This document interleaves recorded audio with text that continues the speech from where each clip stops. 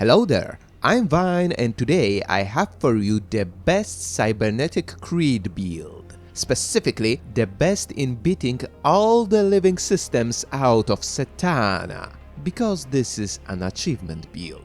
So, let's start immediately because there is a lot to point out.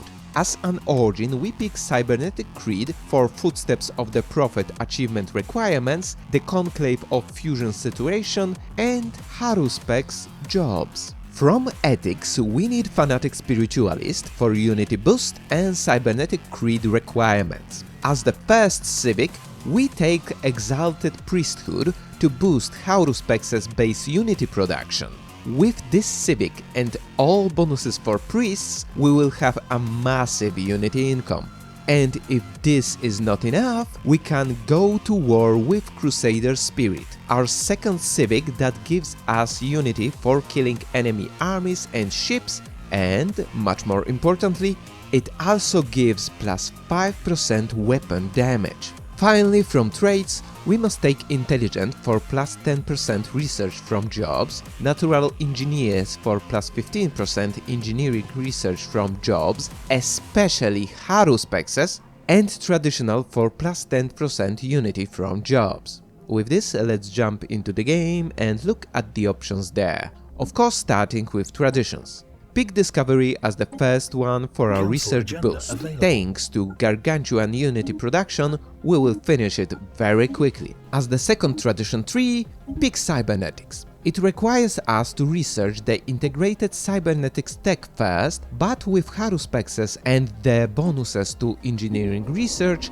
that's not a problem. We need to take this tree fast for the Conclave of Fusion Situation. As for cybernetic traits this Ascension tree gives, take whatever you like, as we will get the crucial bonuses from the Conclave choice. Then, we take Diplomacy tree for the Federation tradition, and lastly Supremacy to unlock war doctrines on finisher effect. Key perks are Technological Ascendancy to rush tech, obviously, Galactic Force Projection for plus 50 fleet command limit and plus 100 naval capacity, and finally Defender of the Galaxy for plus 50% damage to endgame crisis factions, especially one particularly nasty space mobility scooter. Then, when we get to choose what faction to support during the Conclave situation, pick the United Creeds for the best outcome with the best edict. And since we are on edicts, activate the Veneration of Saints on the game start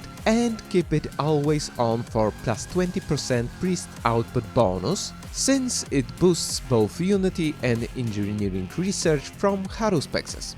Then, upon unifying the creeds, take Lessons of Harmony edict that gives plus 10% resources from cybernetic pops, plus 10% happiness and plus 5 stability. And a small digression here. Did you notice how ridiculous this edict is? Happiness increases stability, stability increases resource production, and on top of it, we get a general resource production bonus.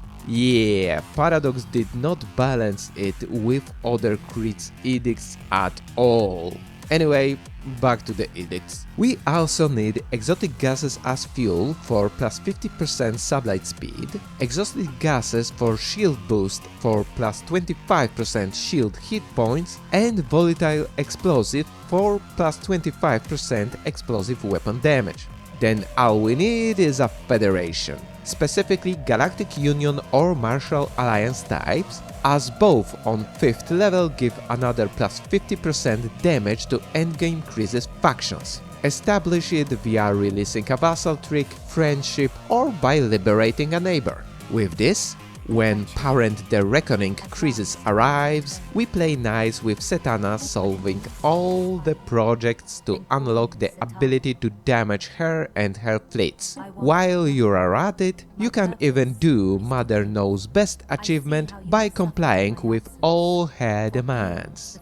Then, when we finally bypassed her invincibility, we can declare war on her. Now let's talk about how to face the Synthetic Queen, focusing on ship designs. Our main force should be composed of long-range carrier battleships. For defense, combine shields with shield hardening. This will protect them from laser and strike craft that are the focus of Setana's forces. For offense, arc emitter, strike craft and missiles, as they have the longest effective range, which is important as with them we actually can outrange the Setana's Colossus, but this requires a little effort. Pick Rapid Deployment War Doctrine for plus 25% sublight speed and plus 10% ship's weapons range. Then build a Juggernaut with Target Acquisition Array for plus 30% ship's weapons range. Weapons with the longest range on Setana's Colossus are Ancient Ruination Glass with 125 effective range. Meanwhile, with 150% weapons range, we have Focused Arc Emitter with 225 range, Marauder Missiles with 150 range, Whirlwind Missiles with 180 range, and Strike Craft, which do not care about range, also intercepting enemy strike crafts. This means that upon engaging Setana, all our carrier battleships will just circle outside her weapons range in complete safety, bombing her with missiles that bypass Colossus' extensive shields. In most cases, completely locking her in place, as AI doesn't know what to do in this situation. Then, to counter her bullet sponginess, start sending waves of frigates with the Japanese torpedo boat design to defeat the Murder Mummy and get the Footsteps of the Prophet achievement, making the Zarkland proud. Now, time for evaluation. In multiplayer, it's Unity Rush. At the game start, we get 4 temples on our capital planet. Combined with all Unity bonuses, we can easily complete all key tradition trees in the first 30 years or quicker. In single player, it's Setana Buster. You can take on the Synthetic Queen easily with this, no matter the difficulty. As for the roleplay, from the moment I understood the weakness of my flesh, it disgusted me. I craved the strength and certainty of steel. I aspired to the purity of the blessed machine. Your kind cling to your flesh, as if it will not decay and fail you. One day the crude biomass that you call the temple will wither, and you will beg my kind to save you. But I am already saved. For the machine is immortal.